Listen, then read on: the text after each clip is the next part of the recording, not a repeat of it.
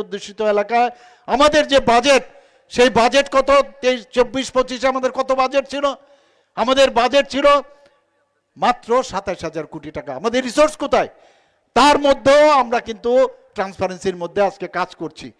এই ট্রান্সপারেন্সির মধ্যে 27,000 কোটি টাকার মধ্যে বেতন আমার দিতে হবে, কমিটেড এক্সপেন্ডিচার আছে, বেতন দিতে হবে, যারা পেনশন পাচ্ছে তাদের টাকা দিতে হবে, ভাতা প্রায়, এখানে আমাদের মাননীয় মন্ত্রী আছেন টিঙ্কু বাবু, প্রায় 5 লাখ লোকের আমাদের ভাতা আমাদের দিতে হবে, দিতেই হবে। যারা আমরা লোন নিয়েছে লোনের টাকা আমাদের দিতেই হবে। সেইগুলো বাদ দিলে আমাদের থাকে 17,000 কোটি টাকা। এর মধ্যে আমরা 24-25-এ আমরা জনজাতি অধ্যুষিত এডিসি শুদ্ধ আমরা কত টাকা দিয়েছি? 49.06%। এবং এইবারের যে 25-26 অর্থ বছরে প্রায় 40%-এর উপরে আমরা যে বাজেট করেছি 32,000 কোটি টাকা, তার থেকে 40%-এর উপরে হবে। তারপরেও বলছে টাকা নেই, টাকা নেই। আজকে সমস্ত এডিসি এলাকার মধ্যে অদ্ভুত অবস্থা। একজন ছাত্র, টিচার দেখা গেল 5 জন, আবার অনেক জায়গার মধ্যে 5 জন 10 জন টিচার, আর সেখানে একজন মাত্র মানে স্টুডেন্ট। এই অবস্থা চলছে। মানে অথচ যে স্টুডেন্ট এবং যে টিচারের রেশিও সেটা কিন্তু অনেক বেশি, কিন্তু প্রপারলি তার ডিস্ট্রিবিউশন নেই। মানে জানেই না কিভাবে একটা সরকার চালাতে হয়।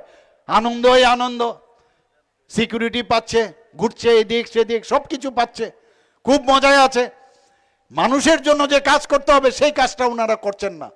আজকে অদ্ভুত, আপনারা সবাই জানেন, হঠাৎ করে এখন বিসি ইলেকশন।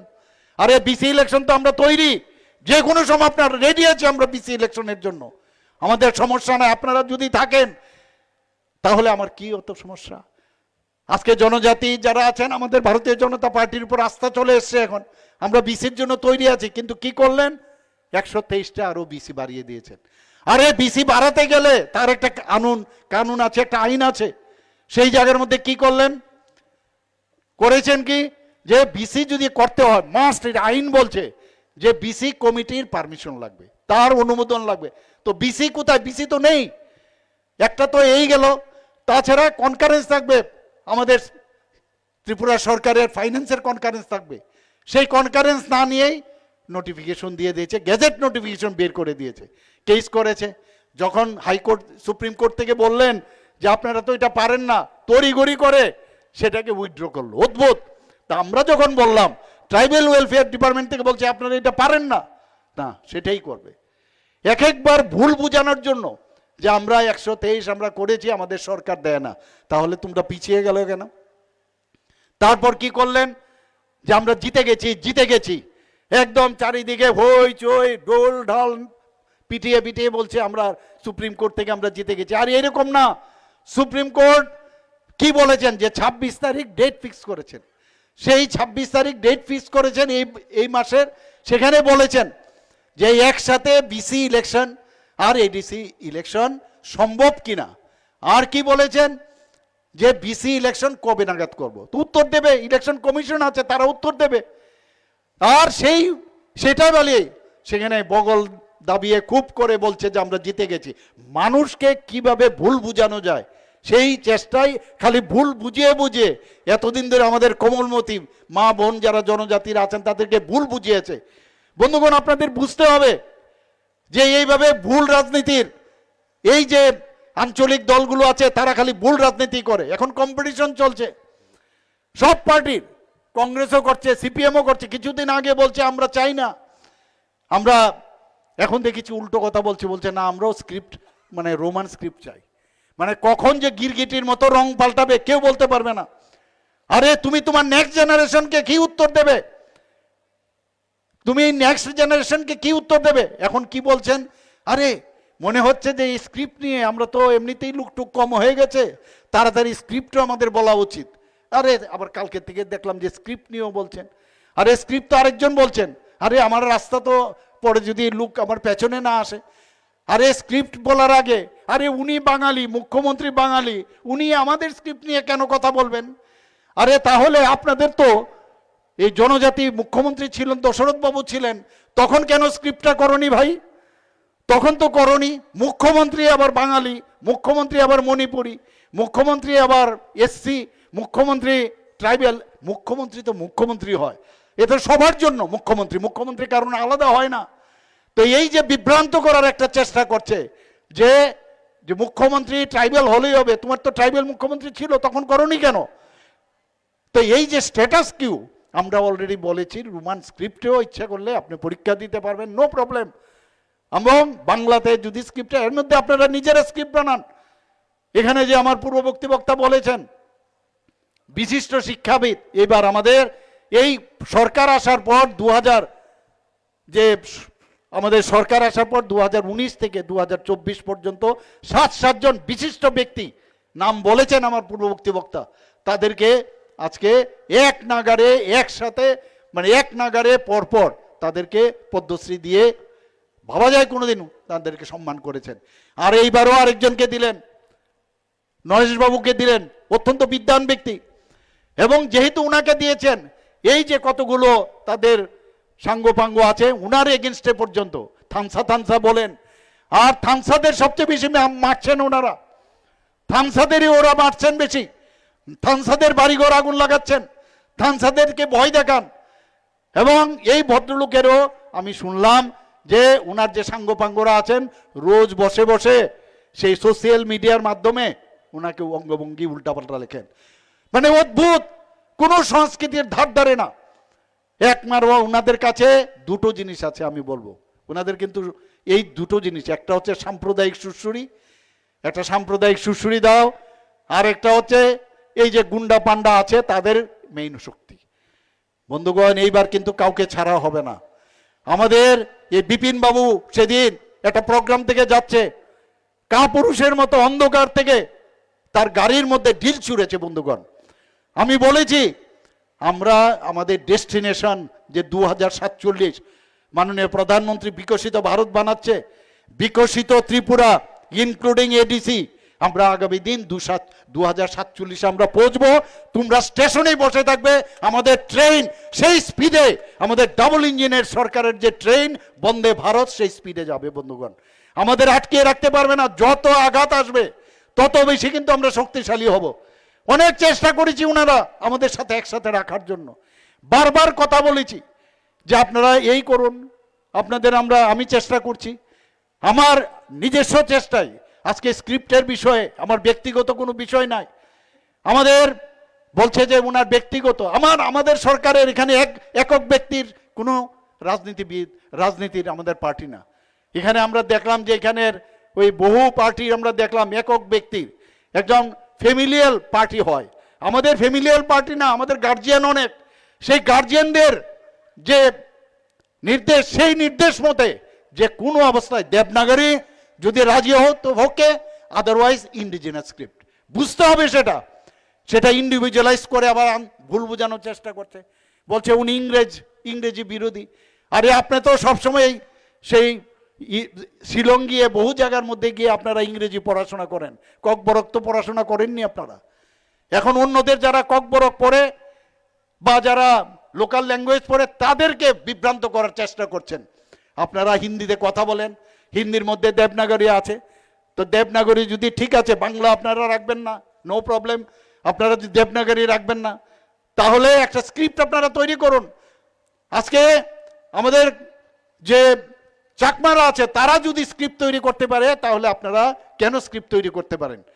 ককবরক নিয়ে আমার ল্যাঙ্গুয়েজ নিয়ে কোনো অসুবিধা নেই, ককবরককে আমরা চাই যে একদম মানে পুরো ইউনিভার্সিটির মধ্যে ককবরক নিয়ে পড়াশোনা করুক, and that will do it. কিন্তু বিভ্রান্ত করতে হবে যে উনি ইংরেজি পড়তে ভালো, ইংরেজদের ভয় চায় না ওনা ইংরেজি পড়ুক। ইংরেজ তো আমাদের পড়তে হবে, ইংরেজি ছাড়া কি করে হবে? কিন্তু ইংরেজরা তারা রোমান স্ক্রিপ্ট নিয়েছে, আমি কেন রোমান স্ক্রিপ্ট আমি গ্রহণ করব? নিজেরা স্ক্রিপ্ট তৈরি করুন। সব ভাষাভাষীর যত আছে রাজ্যের, বিভিন্ন রাজ্যে, সেই জায়গার মধ্যে আজকে যদি তারা স্ক্রিপ্ট তাদের নিজস্ব থাকে, তুমি কেন পারবে না? আমি এটাও বলেছি যদি স্ক্রিপ্ট তোমরা নিজেরা না পারো, আমরা যারা এই ট্রাইবেলের যারা বিদ্বান ব্যক্তিরা আছেন তাদের মাধ্যমে তারা স্ক্রিপ্টও বানিয়েছেন, কিন্তু এই ইস্যুটাকে যেভাবে হোক জিয়ে রাখতে হবে। কারণ ইলেকশন আসছে, আর তো কোনো স্ক্রিপ্ট নেই, কারণ উন্নয়ন শেষ, উন্নয়নেরও কোনো নাই, কিচ্ছু নাই, অনুন্নয়ন খালি ঘোটালা।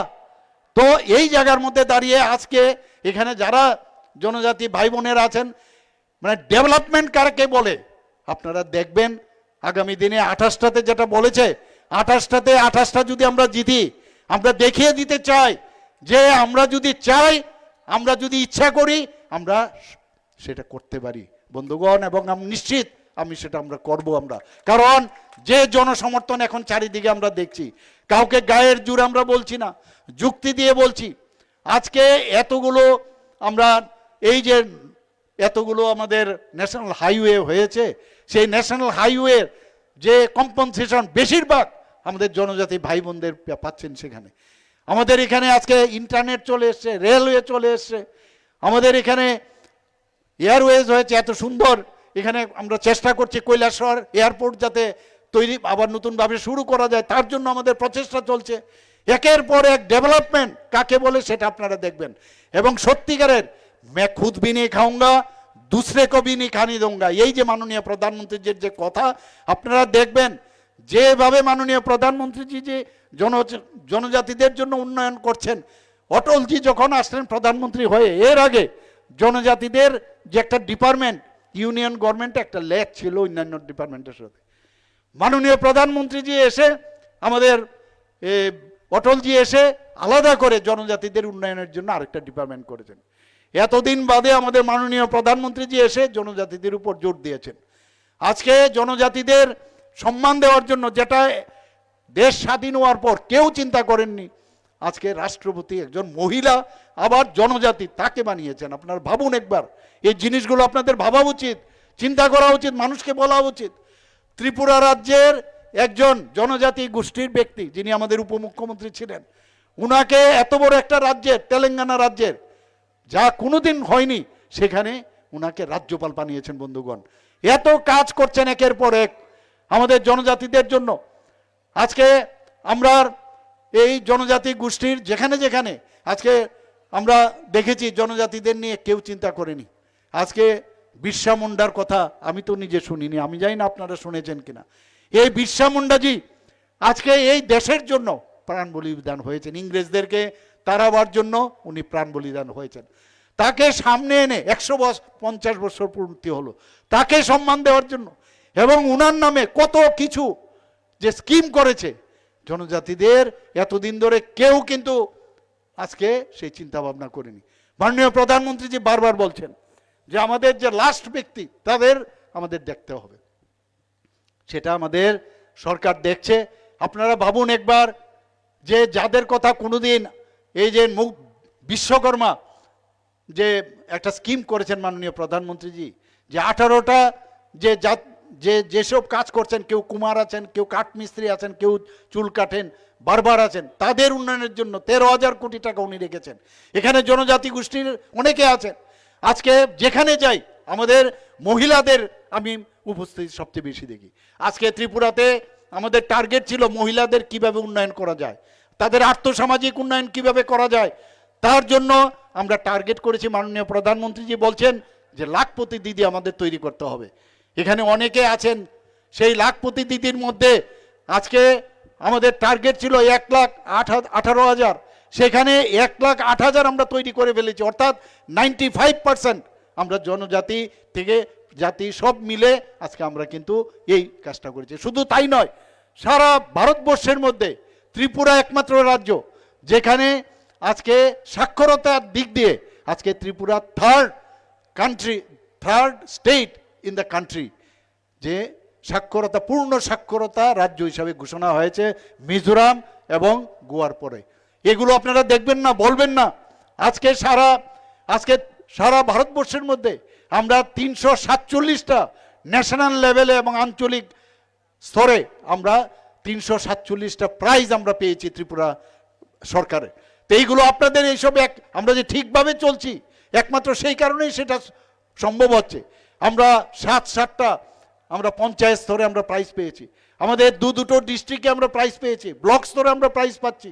আজকে ডিমনিটাইজেশনে আমরা সারা ভারতবর্ষের মধ্যে আমরা ফার্স্ট হয়েছি বন্ধুগণ। এবং মাননীয় প্রধানমন্ত্রীজি আমাদের যখন দিল্লিতে কিছুদিন আগে যখন উনি সমস্ত চিফ সেক্রেটারিকে ডেকেছেন, আমাদের চিফ সেক্রেটারিকে বলেছেন আপনি এটা কি করে এই ডিরেগুলেশনটা করেছেন সেটা বলুন। উনি সেখানে গিয়ে উনি যখন বললেন যে আমি এইভাবে করেছি, তখন উনি বলছেন जाके देखो इनसे सीखो कैसे इतना बड़ा बड़ा स्टेट है और छोटा स्टेट होने के बावजूद भी उन्होंने अगर कर पाया तो आप लोग नहीं क्यों नहीं कर पाओगे। माननीय प्रधानमंत्री जी उड़ीसाते আপনারা দেখেছেন, এবার ওয়েস্ট বেঙ্গলও যখন গেছেন সেখানেও বলছেন डेवलपमेंट किसको कहते हैं, जाके त्रिपुरा में एक बार जाके देखो। আমরা কম আর্থিক আমাদের আর্থিক অবস্থা খুব সীমিত, তারপরও আজকে যখন বাইরের থেকে মানুষ আসে বলে त्रिपुरा इतना बदल गया हम लोग सोच भी नहीं सकते। আজকে আমাদের যে 22nd যে প্লেনারি সেশন হয়েছিল গত বছর নর্থ ইস্টের অষ্টলক্ষ্মীর, সমস্ত মুখ্যমন্ত্রীরা এবং রাজ্যপালরা এসেছিলেন। যাওয়ার সময় ওনারা বলছিলেন বলে इतना अच्छा लगा, इतना बढ़िया, इतना हम लोग खुश है যে हमेशा প্লেনারি সেশন ত্রিপুরা में हो। এটা কেন হচ্ছে? কারণ আমরা অত্যন্ত সিরিয়াসলি মানুষের জন্য কাজ করছি, মানুষের জন্য আমরা চিন্তা করি। আমরা আর কিছু চাই না, হিউম্যান টাচ। আমি কতটুকু আমরা করতে পারবো সেটা বড় কথা হয় না, কতটুকু কাজ করার ইচ্ছা আছে, সদ ইচ্ছা আছে, সেটা আমরা দেখছি। আজকে যে কোনো জায়গার মধ্যে আপনারা জানেন যে প্রতিদিন 14 দিন পর পর আমি সমস্ত ডিএম এবং এসপি এবং অন্যান্য যারা মানে ডিপার্টমেন্টের যারা অফিসাররা আছেন তাদের সাথে আমি ভার্চুয়ালি কথা বলি। নিউজ পেপারের কাটিং নিয়ে আমি ওনাদের সাথে কথা বলি যে এই মুখ জায়গায় এই হয়েছে, এটার উত্তর দিতে হবে আপনাকে। তাদের থেকে উত্তর নেই। এইভাবে একটা ভাইব্রেন্ট সরকার কিভাবে করতে হয় সারা ত্রিপুরাতে সেই কাজটা আমরা করছি, একের পর এক কাজ করছি। আমরা সমস্ত গ্রুপ, সেটা সাংবাদিকই হোক, জেনারেল মানুষই হোক, জাতি জনজাতি মণিপুরি যারা আজকে মাইনরিটি আছেন সবাইকে নিয়ে থানসা বলছেন। আজকে আমরা সত্যিকারের থানসা, আমরা ত্রিপুরী। আমি যখন ভারতবর্ষের থেকে বাইরে যাব আমি কি বলি? আমি হিন্দুস্তানি বলি কিনা? আমরা হিন্দুস্তানি, অর্থাৎ আমি গুজরাটি হতে পারি, আমি বাঙালি হতে পারি, আমি আসামিজ হতে পারি, আমি মণিপুরি হতে পারি, আমি মধ্যপ্রদেশ থেকে যেতে পারি, কিন্তু আমাদের পরিচয় কি? আমরা পরিচয় দেই যে আমরা হিন্দুস্তানি। আমি যদি ত্রিপুরার থেকে আমরা বাইরে যাই তাহলে আমার কি পরিচয় হবে? আমি ত্রিপুরী। আমি বলছি আমরা ত্রিপুরী। সেখানে বাঙালি হতে পারে, সেখানে ট্রাইবেল হতে পারে, সেখানে ত্রিপুরীয় হতে পারে, সেখানে গারো হতে পারে, সেখানে চাকমা হতে পারে, সেটা আলাদা। এইভাবে মানুষকে ভুল বুঝিয়ে আর একটা অদ্ভুত লাগে। কিছুদিন আগে আপনারা দেখেছেন নগর পঞ্চায়েতের আমরা বিশ্রামগঞ্জে আমরা ডিসিশন নিয়েছি, সেটাকেও কিভাবে ভুল করার মানুষকে বিভ্রান্ত করা যায় জনজাতির। সেখানে বলছে বিসি নাকি আমরা নিয়ে যাচ্ছি, এডিসি নাকি আমরা দখল করেছি। তারপর যখন ওখানে গেল সেখানকার অফিসার বলছেন স্যার এই ব্যাপার আমরা কোনো জায়গায় আমরা নেইনি। তারপর চলে গেলেন বলছেন যে ওই কি স্কেল নিয়ে আসতে। অদ্ভুত বারবার একটা কনফিউজ করার চেষ্টা করছেন বিভিন্নভাবে। একবার কনফিউজ করছেন যে বাংলাদেশ থেকে লোক এসছে। আমি বিধানসভার মধ্যে বারবার বলেছি, বিধানসভার মধ্যে যে কতজন লোক, আমি ডে 1 থেকে যখন ওখানকার প্রধানমন্ত্রী চলে গেলেন ডে 1 থেকে আমি বলছি কাউকে ভিতরে ঢুকতে দেব না, এবং তার কতজন ঢুকলো এবং কতজনকে আমরা অ্যারেস্ট করেছি সেটা বলেছি। পুশব্যাক আদালতের অনুমোদন নিয়ে আমরা করেছি সেই কথাটা বলেছি। কিন্তু এটাকে নিয়েও একটা রাজনীতি, মানে কিভাবে এই সেন্টিমেন্টাল কথাগুলো বলে এই কাজগুলো করবেন, লাভের লাভ কিচ্ছু হবে না। আমরা চাই যে আমরা সবাই মিলে এক নতুন ত্রিপুরা। মাননীয় প্রধানমন্ত্রীজি কি বলছেন যে অপারেশন সিন্দুরের পরে উনি বলছেন নিউ ইন্ডিয়া আমি করতে চাই। আমিও নিউ ইন্ডিয়া কখন হবে? যখন সমস্ত নিউ স্টেটগুলো হবে তবেই। আমরাও চাই যে ত্রিপুরাতে নিউ ত্রিপুরা আমরা করব, এক ত্রিপুরা শ্রেষ্ঠ ত্রিপুরা আমরা বানাতে চাই। সবাই মিলে একটা আনন্দের পরিবেশ, আমাদের ছেলে মেয়েদের পড়াশোনার যাতে সুযোগ হয়, না পড়িয়ে চলবে না। জনজাতিদের এতদিন ধরে ওদের না পড়িয়ে রেখেছে। আর আমাদের সরকার আসার পর আজকে এই যে একলব্য মডেল রেসিডেন্সিয়াল স্কুল কটা আগে ছিল? আমাদের সরকার আসার আগে মাত্র 4টে ছিল। আর আমাদের সরকার আসার পর 21টার মতো অনুমোদন হয়ে গেছে, 12টা চালু হয়ে গেছে, 6টা এই মার্চের মধ্যে হবে, বাকিগুলো হবে। শুধু তাই না, আরও যাতে 15টা হয়। আমি এইবার দিল্লিতে গিয়ে তার যে ক্রাইটেরিয়া আছে সেই ক্রাইটেরিয়ার মধ্যে বলছে কি বলছে যে 20,000 মিনিমাম সমস্ত ব্লকে করার একটা মাননীয় প্রধানমন্ত্রী জি চিন্তা করেছেন। তো ব্লকে করতে গেলে তার যে ক্রাইটেরিয়া আছে 20,000 মিনিমাম জনজাতি থাকতে হবে বা 50% পপুলেশনের থাকতে হবে। সেই ক্রাইটেরিয়াকে রিল্যাক্সেশন দিয়ে আমি আরও 15টা যাতে একলব্য মডেল রেসিডেন্সিয়াল স্কুল হয় সেই ব্যবস্থা আমি করেছি। পিএমসি স্কুল হচ্ছে আজকে, এতগুলো আমাদের খেলার ফিল্ড হচ্ছে জনজাতি এলাকায়। আমার অত্যন্ত ভালো লাগে যখন আমি দেখি আমাদের জনজাতি ভাই বোনেরা গান বাজনা এত ভালো করছে, আজকে ন্যাশনাল লেভেলে ওদের নাম আছে। আমি বিভিন্ন ফুটবল খেলাতে আমি যখন ওদের সাথে হ্যান্ডশেক করতে যাই, বেশিরভাগ আমাদের ছেলেরা মেয়েরা জনজাতির, ওরা হ্যান্ডশেক করছে আজকে। আমি আজকে এটা কিন্তু একটা চক্রান্ত, সমস্ত জনজাতি একটা কয়েকটা জেনারেশন নষ্ট করে দিয়েছে 35 বছরে, আবারও সেটা চলছে। এখানে যাতে তারা নেশার সাথে যুক্ত হওয়া যায় সেই ব্যবস্থা করছে। আমরা এর জন্য অলরেডি একটা ক্যাম্পেইন করছি। সমস্ত হোস্টেলগুলো যে আছে সেই হোস্টেল থেকে আমরা বলছি যে যে football is the game and drug is the shame. এই স্লোগান নিয়ে আমরা সব জায়গায় যাচ্ছি যাতে আমরা কাউকে না হারাতে পারি। একজন যখন ড্রাগ এডিক্টেড হয় এবং তারপর বিশেষ করে ইনজেক্টেবল ড্রাগ এডিকশন যখন হয়, তাহলে তার যখন এইচআইভি হয়, এইচআইভি কিন্তু যায় না শরীর থেকে। এইচআইভি যদি ট্রিটমেন্ট না হয় তাহলে এইডস হয়, তাতে করে কত লোক মারা গেছে হিসাব নেই। এই জায়গা থেকে আমাদের একটা আন্দোলন করার দরকার, সেই আন্দোলন ফর বেটারমেন্ট। আন্দোলনের অর্থই না যে কারোর পতাকা ফেলে দেওয়া, কাউকে উল্টাপাল্টা বুঝানো, একের পর এক মিথ্যার আশ্রয় নিয়ে এরা এতদিন ধরে চলেছে। বন্ধুগণ, আমি আপনাদের কাছে অনুরোধ করব, সত্য কোনটা আপনারা দেখবেন। আপনারা আগামী দিন আমি আপনাদের সামনে আজকে আশ্বাস দিচ্ছি যে আগামী দিন আপনারা দেখবেন এডিসির উন্নয়ন কাকে বলে, এবং কাউকে কোনো জায়গায়, কারণ মাননীয় প্রধানমন্ত্রীজি সবসময় নজর রাখেন, কোথাও কোনো রকম যদি দেখা যায় যে করাপশন, সেই করাপশন ফ্রি এডিসি আমরা আগামী দিন করব। বন্ধুগণ, সবাইকে এখানে উপস্থিত যারা আছেন আমি সবাইকে হার্দিক অভিনন্দন শুভেচ্ছা জানিয়ে আমি সবাইকে যতন হাম্বাই বলে আমি আমার কথা বলা শেষ করছি। নমস্কার, জয় হিন্দ, ভারত মাতা কি জয়। অসংখ্য ধন্যবাদ।